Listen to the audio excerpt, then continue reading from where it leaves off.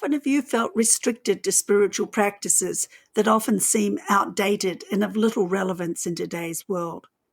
Are you discouraged to express your own creative talents and develop spiritual practices that are uniquely you? The Liturgical Rebels podcast is for people like you who want to reimagine and reconstruct their faith and spiritual practices. It's for those who want to reshape belief and journey closer to God's wholeness with peace, justice, and flourishing, not just for themselves, but for the earth and all its inhabitants.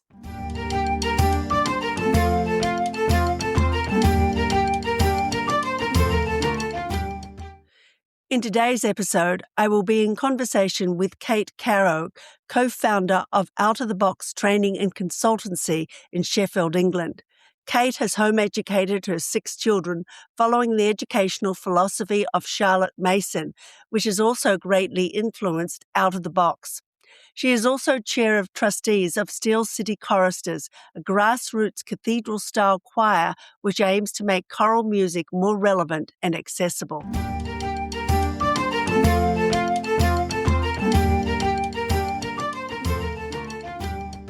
Kate, welcome to Liturgical Rebels podcast. It is such a delight to meet you, as it were. I've really been looking forward to our conversation because I know nothing about you or the organisation outofthebox.com that you're a part of. And that's unusual for the people that I interview because I've usually had some kind of introduction. But I was doing some research online and I came across your website and I was just so intrigued that I thought you would be an ideal guest for the Liturgical Rebels podcast. So welcome. Thank you very much. It's great to be here. And let's start by just getting a bit of background, a little bit of where you are in the world, because we literally have guests from all over the world. And a little bit of background of who you are and basically what Out of the Box is about. Not the whole story, because we will get into more of that as we go through, but just a little bit of basic background of your journey and of Out of the Box. Sure. So I'm based in Sheffield in the UK, and I'm mother of 6 children who I've home educated. And I've always been interested in how people learn best, and and the role of stories in learning. Mm-hmm. I feel like I've been on quite a journey with home education, from being a traditional type of education into one where atmosphere is the main vehicle for learning, the atmosphere that you set in the home, and for curiosity and play to be the driving forces of the children's education. And when we lived in London after we were at university, and I used to run a parent and a toddler group, and I was really excited by Steiner education and the storytelling that I came across in Steiner playgroups.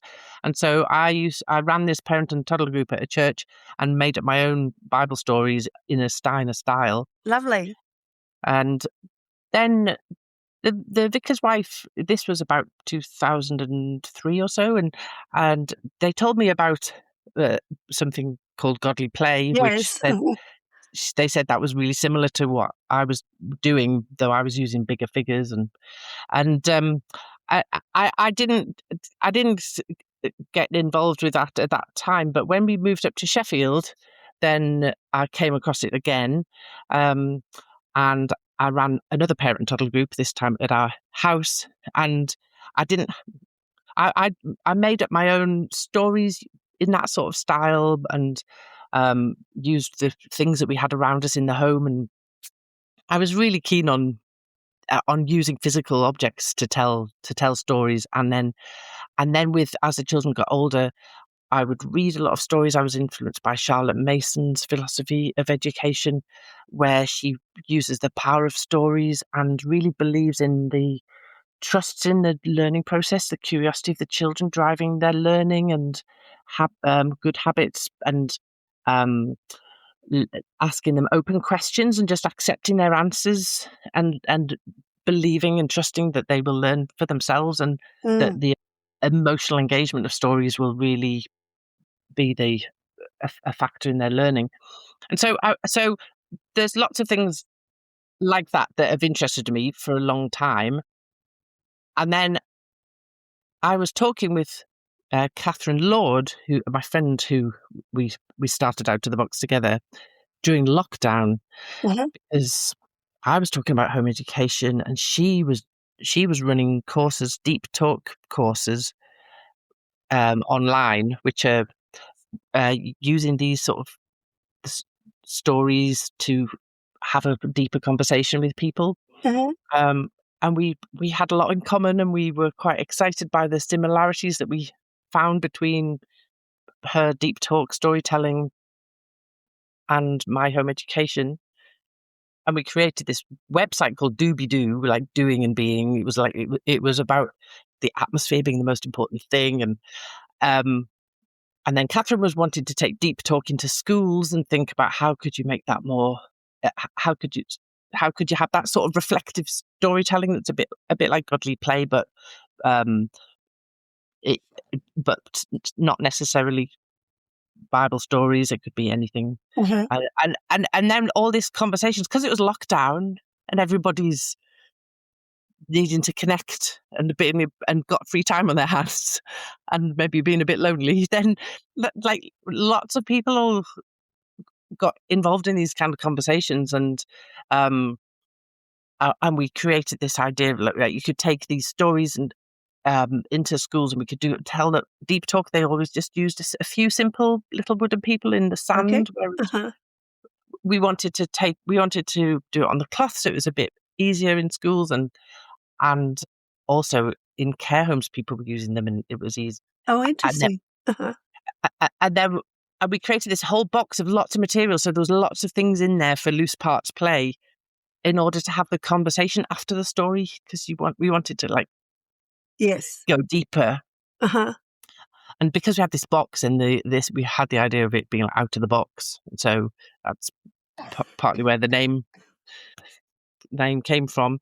And then I created this logo, the sort of downward journey, and then rising back up again, based on a book called Theory U by Otto Scharmer, which was a management theory book about like taking time to think and be present to your feelings, because it's your feelings that drive your behavior, and really settling into that, and letting go, and then letting be, and then letting ideas come as you emerge out the other side, like the kind of crucifixion and Good Friday and Holy Saturday and Easter Sunday resurrection idea. So Out of the Box has gone from there. We set up as a not-for-profit company in 2021, and it's outofthebox.org, by the way. Oh, sorry. I'm sorry. And how does it, excuse me, how does it work exactly? Do you go into schools? Is it a separate program? How do you work this? Well, actually, it kind of got it. Originally, the idea was going to schools, but since then, it's loads. People use it with adults and in all sorts of different places, because it's basically, where do people need to think and talk more deeply? So anywhere, everywhere. Okay, good. And so we train people in how to do it. We do online courses, which work really quite effectively. We have like 6-week courses of 2 hours on an evening in the UK, but and we train people to do it, and they use it in care homes and in schools and community centres, and people a spiritual direction for people who are like, it's in itself, it's a tool, and people can use it wherever they need to talk and think better with each other. So play therapists will use it as a tool in play therapy, but only because they're they're using it as the tool. Uh-huh. It's not therapeutic in itself unless somebody's trained to use it in that way. Other people use it you can use it for like a business meeting, like action planning. I've used it with our trustees of Steel City Choristers to talk about, well, where have we come from and where are we going? And And how would you use it in that setting? Give us a little bit of a visual idea of that. so I lay out the cloth and we create the atmosphere to start with. It's important that people settle into a silence and reflective space, because we're going to be thinking with our hearts and with our bodies probably more so than our heads. So we lay out the logo circles and we say, well, now we have a time to breathe. And in a circle of trust, we listen and explore our feelings. There's time to wonder and to play in love. So you can do that very slowly, or you could do that and expand it so it's like the group contract and you explain what you mean by each of those things. So that settles people, and that can be in itself very powerful. Mm-hmm. Yes. And then we might, if we've done the longer version of it, then you might have a circle building question, because a part of the atmosphere of Out of the Box is that it is quite lighthearted and quite fun. You go deep, but it's because you've got this lightheartedness about it that somehow allows that. So we might ask a circle building question like, what has made you smile recently? Or what colour button are you from this pot? And pass it round. And why? And then we tell a story, but I prepare the materials in quite a ritualistic way, and it's the ritual and the rhythm that gives a sense of security, and we prepare the materials, take it all out of the basket, roll out the cloth, and then the people would watch as the storyteller lays out the materials for the story. So for this trustees meeting, where we were talking about where have we been and where are we going, I put out blocks across the circle of cloth with a sort of gateway, 2 blocks standing up and a lintel across the top, a gateway in the middle of this wall of blocks. And people sit and watch while you do that. And that's Uh-huh. quite very peaceful, quite a different way of being with each other. Yes. And then I get a little wooden person, and walk it along the cloth. And they might like turn this way and turn that way and go around in a circle a bit. And then they get to the wall and stand in the gate. And all that time, it's all in silence. And then I would say, there was once a person who stood at the gate of the year. They looked back at where they'd come from and they wondered what path they might take in the future.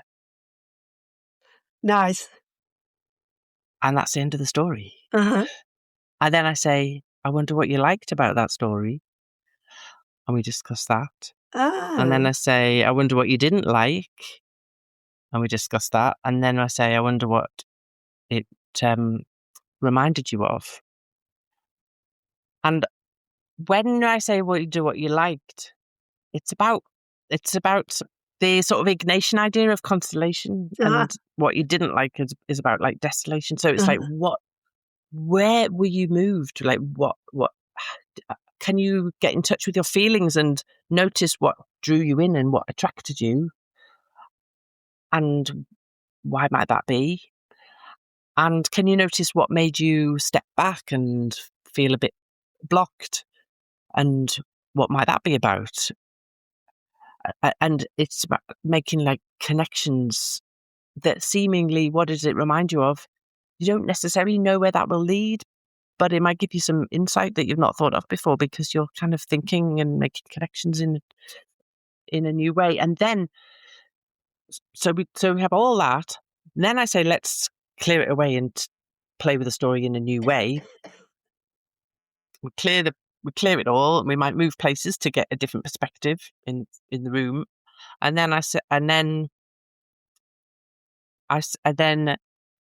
think with this one, I did then lay out the wall again and say, what do we want to put in the picture to show what we've done over these last, well, what was it, 3 years or 4 years?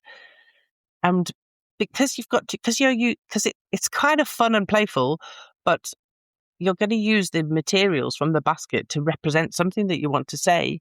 Uh-huh. And so it's got to be, you're really prioritizing what is people are not going to talk at length because they're just going to put something in the picture and say what it is. And it really sort of hones your thinking down to think, well, what is the priority that I would want to put in this picture? Uh-huh. And how would I represent that? And that's quite fun.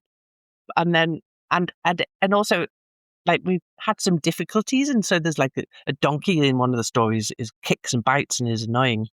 And so, like, that donkey represents that problem that we had. Because the choir was started because the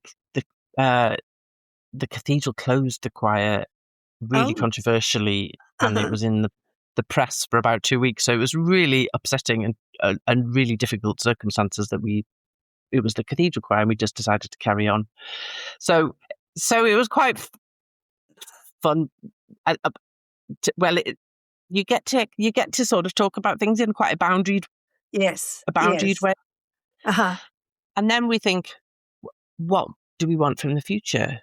And so we look at the expanse of cloth that is there and think, what do we want to put into the cloth? What do we want to find? Where might we be going? What opportunities are out there, and how would we represent them? And we think about what's important to us, and we create a picture of options and hopes and dreams for the future. Very interesting. Really like it. Now, on your website, you say that your focus is on wisdom, wonder, and well-being.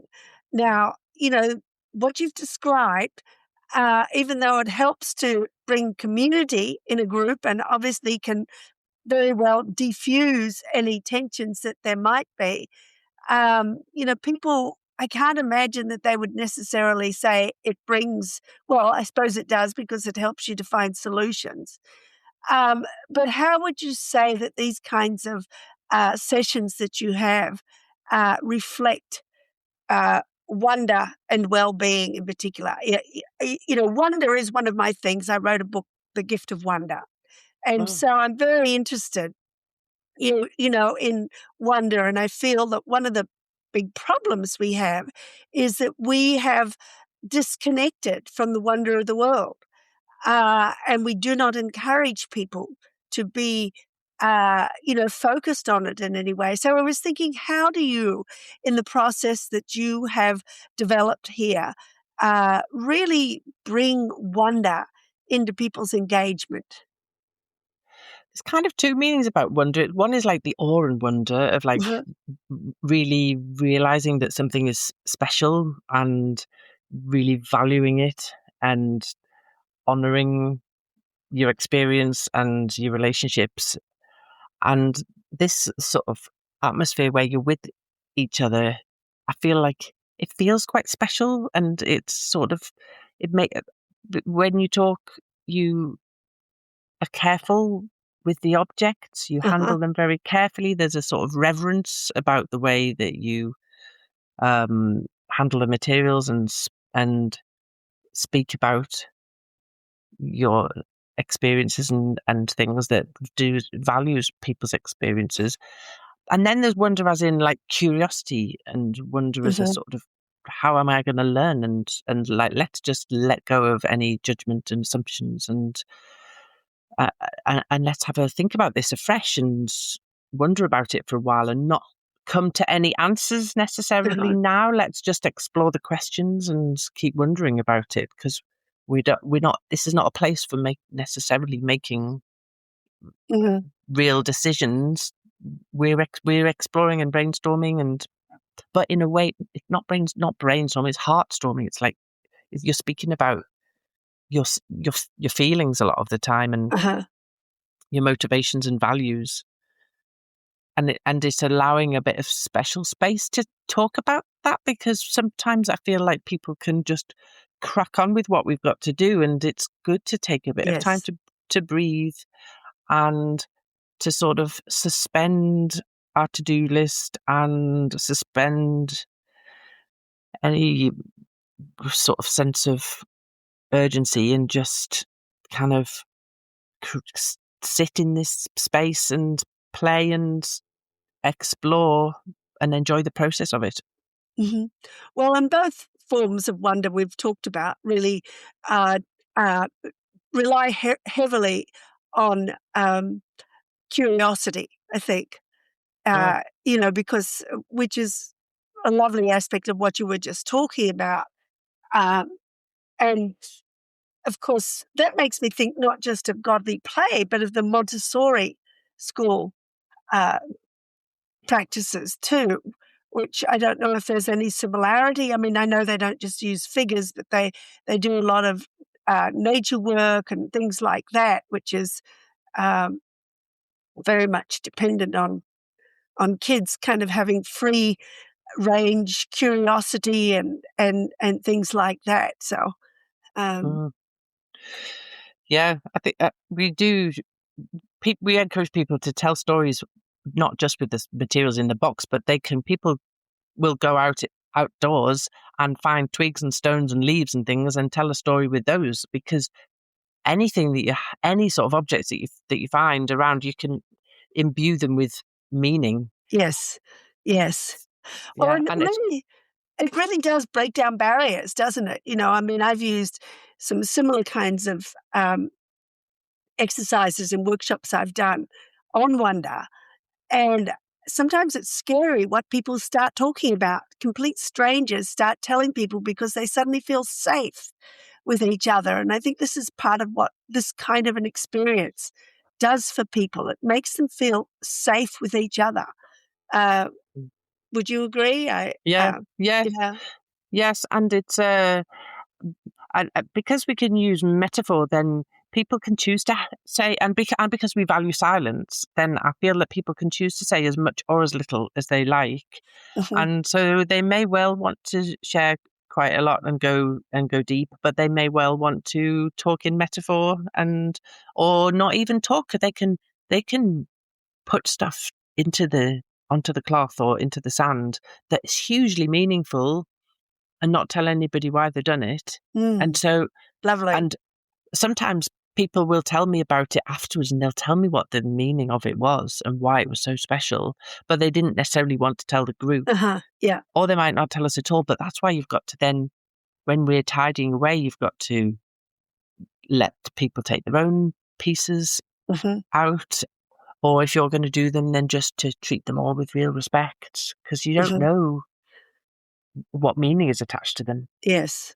yes. No, no, I really think that this is an exciting kind of new approach to, well, to planning meetings and things like that too. It's not just a kind of an educational tool, but it's very much a planning tool too that can be used in a lot of different ways. So it's very interesting.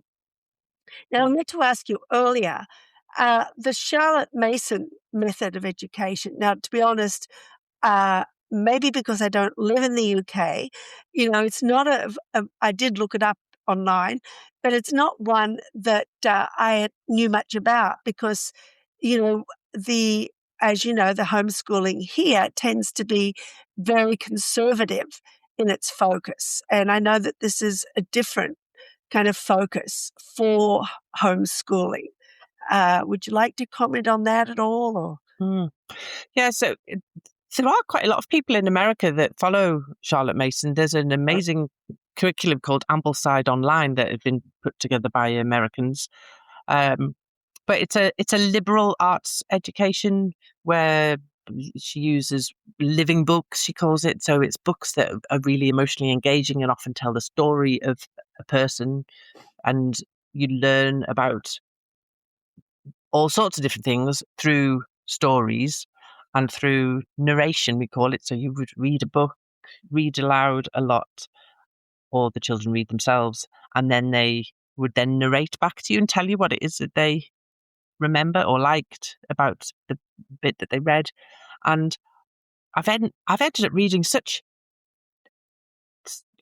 engaged, like deep and more adult books than I would have expected to with my young children through this. It's Interesting. really Yeah. it, it's really interesting for me as as well as an education for me as well as for the children, and it's so much more like enjoyable, and it feels like it's.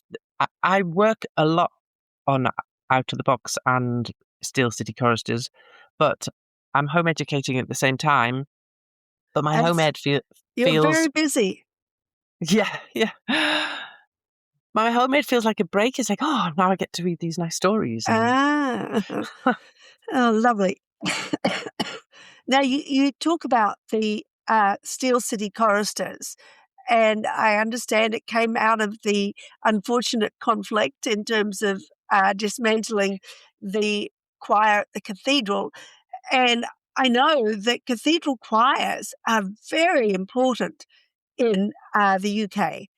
And I can understand what a disaster in some yeah, ways, or, um, how sad that made everybody feel.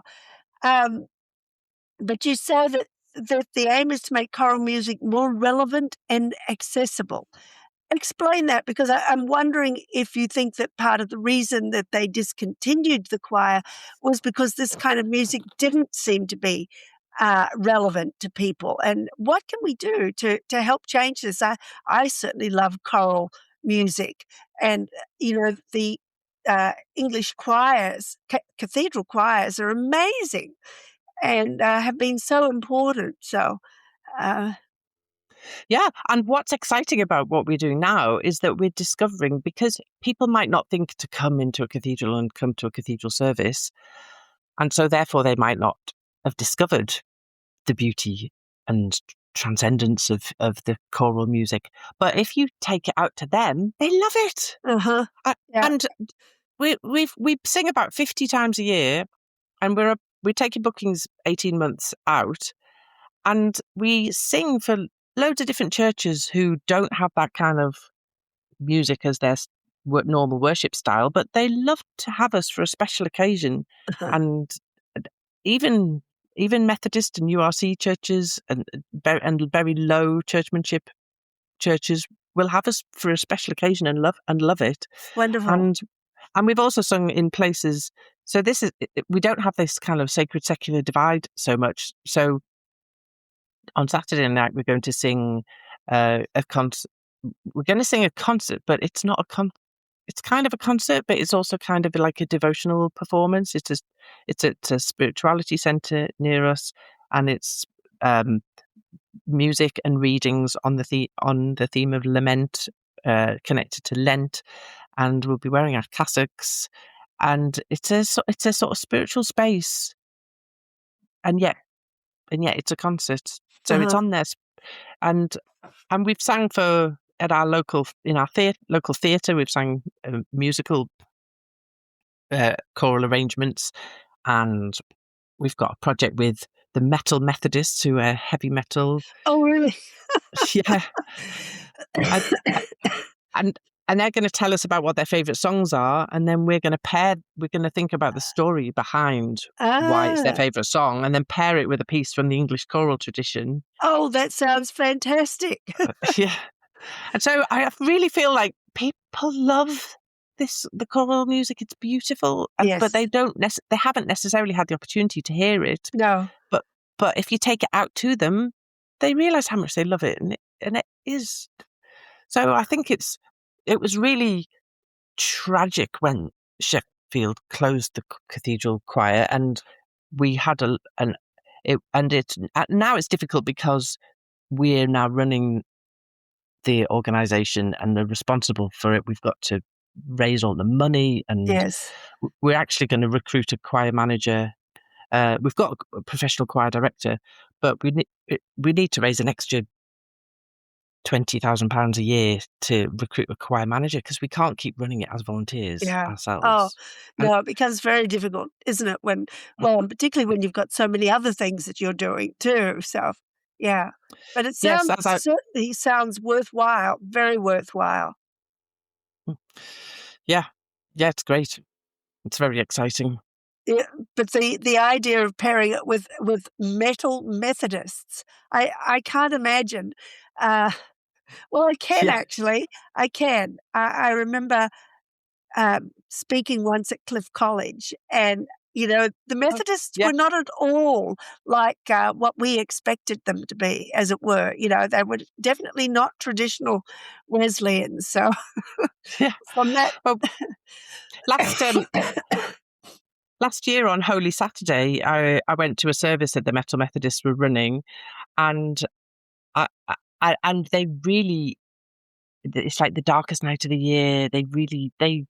I loved their sermon and the prayer stations, and I spoke to them afterwards, and that I, and we're working on a project together with them. We did a service for them, and they said that they wanted the music to be dark, and then we're exploring, well, what does that mean? Uh-huh. And so then at Advent, I wrote a out of the box story for Advent, thinking about the Isaiah verse of like the light that shines in the darkness. And I've got this little wisdom story, out of the box story about a person who walks in darkness, and I can't remember how it goes, but he meets various people and walks all the way in darkness, and then sees the light at the end. And in the community play, because Out of the Box is about the story and the wondering, but then there's the community play, we then explored, like, what might the person, like, what did you like? Well, the wondering is, what did you like? What did you not like? What to remind you of? And then in the community play, we explored, like, what good might have come out of the darkness? Why, Ah, why, why would it have been okay for the person to just take a shortcut straight to the light? And the children came up with such deep-eyed thoughts about what the person might have learned through walking in the darkness, and what wonderful. rel Uh-huh. rela- relationships might have been forged, what they might have learned about themselves along the way, what character traits they might have built up by walking through the darkness first before they came to the light. And um, so we're exploring this. So we have youth work as part of the choir rehearsal. So we did that with the choir, but we're exploring this idea with them, and it's I think that it's got a lot to It offer. sounds fascinating. It really does. What else would you like to share with our listeners? Well, I'd love anybody to join us on, if they want to get trained in Out of the Box, they could join us on our next online course, which starts at the end of April. It's it's on a Wednesday, like 6:30 in the evening in the UK. So I think it's about in the morning in Seattle. For Seattle, it would be, uh, it's 3 o'clock here now. So, yes, it would be late morning. Yeah. Mm, yeah. Um, and it can be from anywhere in the world that they can join that. It doesn't have to be just if they live in the UK. Oh no, we've had in the last online courses, I've had quite a few people from America. Wonderful. Yep. Yeah, well, Yep. I think people are looking for these kinds of tools or toolkits, more than just a tool. And I think this is fascinating. It's certainly something that I can imagine people being interested in. So I'm Mm, glad. And we will have your information, outofthebox.org, on the show yes. notes of the podcast. But I presume that's the best way for people to get in touch with you. Yes, please do. Yeah. And you could look up steelcitychoristers.org.uk. And Yes. if you've got any choral music aficionados out there who want to support us, then please get in touch for our fundraising campaign. But we're also going to, Out of the Box is sponsoring the Wild Goose Festival in North Carolina. Wonderful. Uh-huh. Mm. Haven't been to So, that for a few years, but my husband and I used to go regularly, and to Greenbelt and all those places. So, but Yeah. he's no longer capable of such things, unfortunately. So, but thank you for taking this time. It's been very interesting, and I think our listeners will have found it very interesting as well. So I really appreciate it. You taking the time late at night for you. What must be getting close to 11 o'clock there. But Yes. appreciate it. And thank you, and hope that both of these projects, the Choristers and the Out of the Box, continue to be successful. So thank you. Thank you very much. Yeah. Thank you.